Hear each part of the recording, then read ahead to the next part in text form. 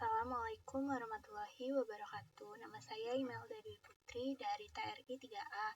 Ini saya akan melakukan hands-on lab 11 analisis regresi. Nah, jadi di sini saya akan menjelaskan proses analisis regresi linier berganda mulai dari penentuan variabel dependen dan independen, pembuatan model regresi, visual data, uji asumsi klasik hingga interpretasi hasil menggunakan dataset COFFEE.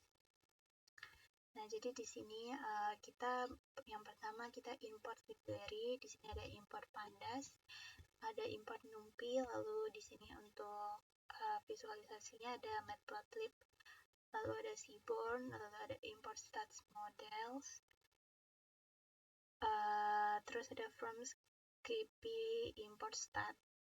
Nah, lalu di sini kita load datasetnya. Kita cek pertama data loadnya, ini dokter. Ini menampilkan 5 baris pertama. Lalu membaca dataset yang bernama COFFEE dalam CSV. Nah, selanjutnya,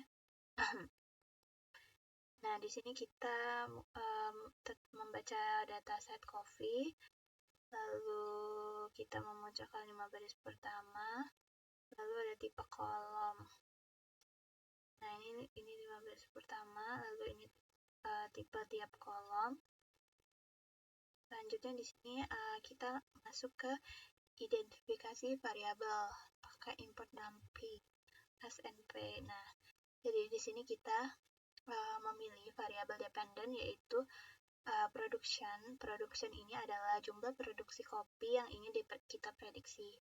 Lalu variabel independennya yang X yaitu ada ekspor, jumlah kopi yang diekspor, lalu ada area, luas area perkebunan kopi, yield itu hasil panen persatuan luas, lalu price itu harga kopi. Keempat variabel independen ini diperkirakan memiliki pengaruh terhadap produksi kopi. Lalu kita membuat model regresi linier. Regresi dulu.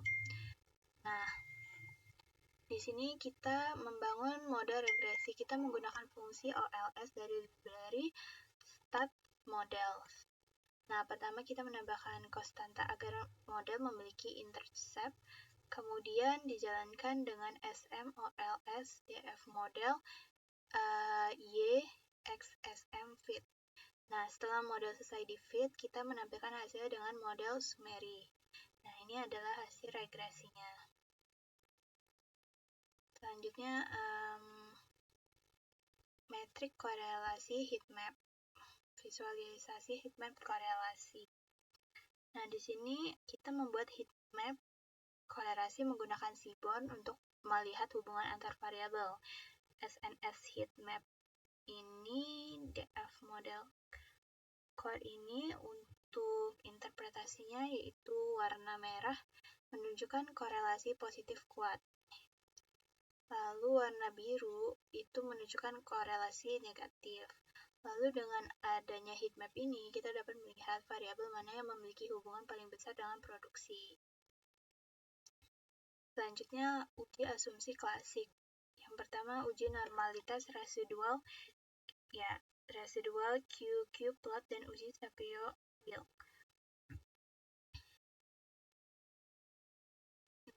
Ini. Nah, jadi di sini kita itu jika P value Shapiro-Wilk lebih dari 0,05 maka residual dinyatakan berdistribusi normal. Lalu di sini ada uji heteroskedastisitas.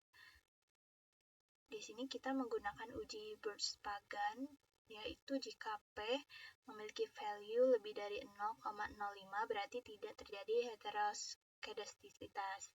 Selanjutnya ada scatter residual versus fitted, yaitu pola titik yang acak menunjukkan bahwa varian residual konstan sehingga asumsi homoskedastisitas terpenuhi. Lalu ada uji multikolonialitas atau VIF.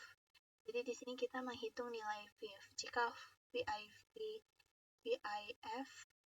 kurang dari 10 maka tidak terjadi multikolonialitas antar variabel independen. Lalu di sini ada uji autokorelasi atau Durbin-Watson, yaitu nilai yang mendekati 2 menunjukkan tidak ada autokorelasi. Nah, di sini. Ini ada uji normalitas Wilknya statistiknya ada P mean value, interpretasinya yaitu P lebih dari 0,05 yaitu berarti residualnya normal. Nah, di uji heteroskedasitas Birch-Pagan ini, interpretasinya P lebih dari 0,5 tidak ada berarti heteroskedasitasnya. Interpretasinya jika titik acak homoskedasitas terpenuhi. Nah, di VIF ini uji multikolonialitas yaitu menunjukkan variabel dan VIF-nya. Interpretasinya yaitu VIF kurang dari 10, berarti tidak terjadi multikolonialitas. Nah, sedangkan Durbin-Watson ini interpretasinya nilainya mendekati 2, jadi tidak ada autokorelasi. Selanjutnya, prediksi 5 periode ke depan. Jika mengambil nilai terakhir dari variabel independen, kemudian kita duplikasi sebanyak 5 kali untuk membuat prediksi 5 periode berikutnya. Hasil prediksi ditampilkan dalam bentuk tabel dan grafik garis. Grafik ini dapat digunakan untuk melihat perkiraan tren produksi kopi pada periode mendatang. Nah, ini. Nah, interpretasinya grafik menunjukkan tren prediksi variabel Y untuk 5 periode. Oke, selanjutnya yang 8.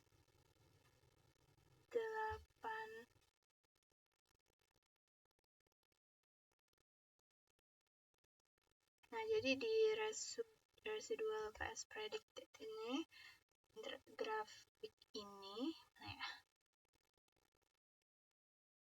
grafik ini digunakan untuk melihat apakah terjadi heteroskedasitas pada model regresi. Titik-titik pada grafik menyebar secara acak di sekitar garis horizontal 0.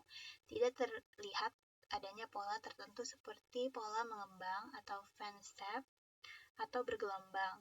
Oleh karena itu, dapat disimpulkan bahwa model tidak mengalami heteroskedasitas dan asumsi homoskedasisitas terpenuhi. Lalu di sini QQ plot residual, yaitu QQ plot membandingkan distribusi residual model dengan distribusi normal. Titik-titik pada grafik sebagian besar mengikuti garis diagonal. Meskipun terdapat beberapa penyimpangan kecil di bagian ujung, secara umum pola ini menunjukkan bahwa residual berdistribusi mendekati normal sehingga asumsi normalitas residual terpenuhi. Lalu grafik VIF, variance inflation factor, yaitu grafik batang VIF memperlihatkan nilai VIF untuk masing-masing variabel independen.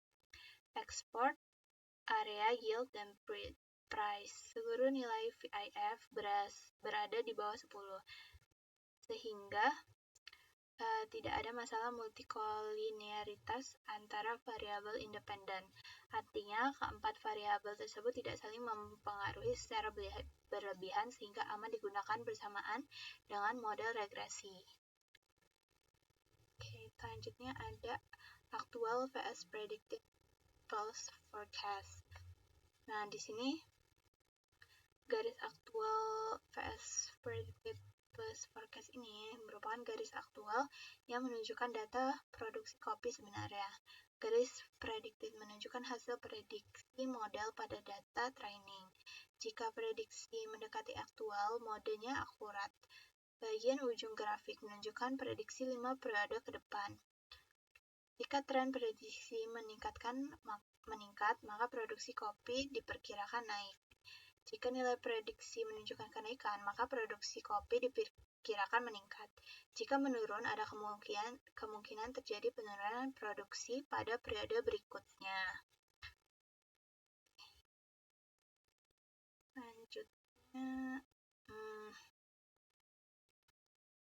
Berdasarkan seluruh hasil analisis regresi linear berganda yang telah saya lakukan, dapat disimpulkan bahwa model regresi yang dibangun layak digunakan untuk menjelaskan faktor-faktor yang mempengaruhi produksi kopi. Keempat variabel independen yang digunakan memberikan kontribusi dalam menjelaskan variasi produksi. Selain itu, hasil uji asumsi klasik menunjukkan bahwa model tidak mengalami masalah. Normalitas, multikolinearitas, heteroskedastisitas, maupun autokorelasi. Dengan demikian, model yang diperoleh dapat digunakan sebagai dasar pengambilan keputusan dan estimasi produksi kopi pada periode berikutnya. Oke, demikian video hands-on analisis regresi linear berganda menggunakan dataset kopi. Terima kasih telah menyimak. Assalamualaikum warahmatullahi wabarakatuh.